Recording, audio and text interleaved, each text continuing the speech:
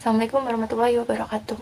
Saya Matrodia di sini akan mempresentasikan materi tentang sosiologi hukum yang berjudul Asas Kepastian Hukum dan Keseimbangan. Pertama-tama saya mengucapkan terima kasih kepada Dr. Syahril selaku mata kuliah sosiologi hukum. Selanjutnya ada pengertian dari asas kepastian hukum. Nah, apa sih pengertian dari asas kepastian hukum? Pengertian dari asas kepastian hukum adalah kejelasan dari suatu hukum ataupun peraturan dan ketetapan dari hukum itu sendiri. Atau bisa juga dikatakan asas kepastian hukum adalah asas yang menyatakan bahwa tidak ada suatu perbuatan yang dapat dihukum kecuali atas ketentuan peraturan yang berlaku atau ada dalam perbuatan itu. Jadi suatu perbuatan itu bisa dihukum sesuai dengan peraturan yang berlaku. Selanjutnya ada landasan hukum dari asas kepastian hukum. Nah, landasan hukumnya itu terdapat dalam pasal 28D ayat 1 yang berbunyi, setiap orang berhak atas pengakuan, jaminan, perlindungan, dan kepastian hukum yang adil serta perlakuan yang sama di hadapan hukum. Selanjutnya ada contoh dari asas kepastian hukum. Contohnya itu, seorang warga negara Republik Indonesia yang baik tentunya harus membayar pajak. Nah, pungutan pajak di sini tuh dilakukan sesuai dengan ketentuan yang ada dalam undang-undang yang berlaku. Sehingga ada kejelasan dari subjek, objek, dan besaran pajak yang harus dibayar oleh wajib pajak. Nah, jadi kita ini apabila ingin membayar pajak itu harus menurut undang-undang, harus sesuai dengan undang-undang yang berlaku. Nah, kepastian hukumnya itu terletak dalam subjeknya, objeknya, dan besaran pajak. Itu kan ada kejelasan gitu dari hukum itu sendiri dan ada kepastian dari hukum itu sendiri.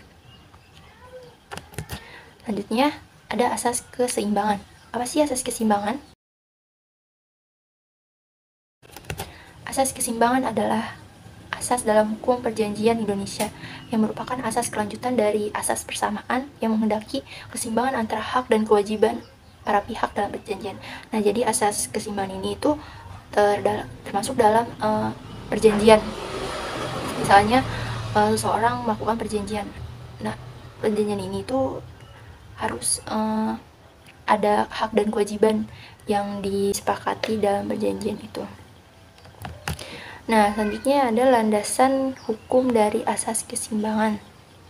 Terdapat dalam pasal 1320 KUH Perdata yang berbunyi, sebagian salah satu syarat sahnya suatu perjanjian diperlukan adanya sepakat yang mengikat dirinya. Jadi ada kesepakatan dalam suatu perjanjian itu. Ini ada contoh dari asas keseimbangan. Contohnya apa sih? Contohnya itu misalkan dalam perusahaan ya.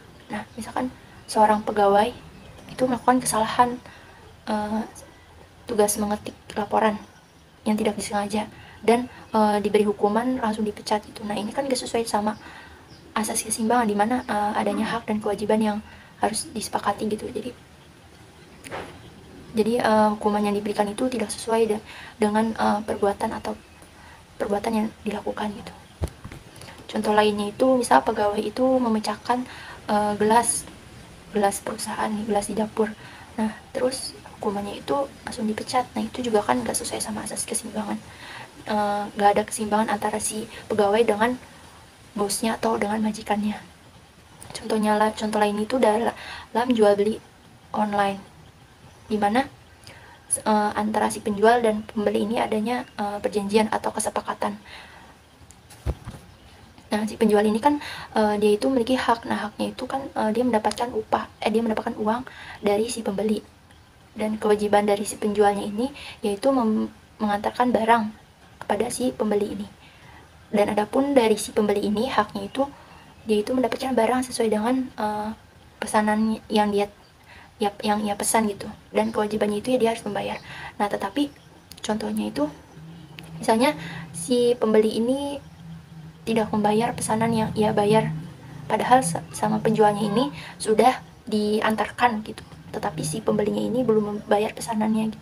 Nah, itu kan tidak masuk dalam asas keseimbangan ya. Jadi gak ada hak dan kewajiban yang terpenuhi gitu, dimana pembeli ini belum membayar pesanan dan si penjualnya ini udah mengirimkan barang gitu. Jadi kan kewajiban dari si pembeli ini tuh nggak terpenuhi, dan hak dari si penjualnya ini belum terpenuhi juga gitu. Sekian presentasi dari saya, kurang lebihnya mohon maaf. Assalamualaikum warahmatullahi wabarakatuh.